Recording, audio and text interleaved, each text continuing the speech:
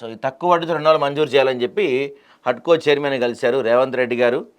ఇక దేశాభివృద్ధి ప్రధాన లక్ష్యం అని చెప్తున్నారు మోడీ గారు. నిన్న పార్లమెంట్ సమావేశాలు స్టార్ట్ అయినాయి కదా, సభల్లో డ్రామాలు చేయొద్దు, డ్రామా నక్కోమామ అంటున్నారు మోడీజీ.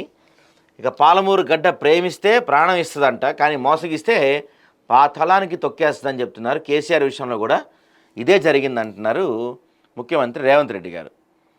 ఇక హిల్ట్ పేరుతో 1000 కోట్ల కుంభకోణం, ప్రభుత్వం 9,000 ఎకరాల్లో రియల్ ఎస్టేట్ వ్యాపారం చేయడానికి యత్నం చేస్తుందని చెప్పి నిన్న గవర్నర్ జిష్ణుదేవ్ వర్మ కలిసి వినతి పత్రం ఇచ్చి వచ్చారు బీజేపీ అధ్యక్షులు రామచంద్రరావు గారు.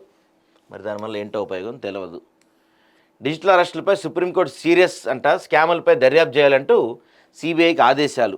మరి సీరియస్గా జరిగిద్దేమో చూడాలి. కేంద్ర ప్రభుత్వం డైరెక్షన్లో రేవంత్ యాక్షన్. ఇప్పటికే ఎస్పీడీసీఎల్ ఎన్పీడీసీఎల్ ఉండగా కొత్త డిస్కమ్ ఎందుకు? కేరళ సీఎం పినరయి విజయ్కు ఈడీ నోటీసులు. 2,000 కోట్ల మసాలా బాండ్ కేసులో నోటీసులు జారీ అట.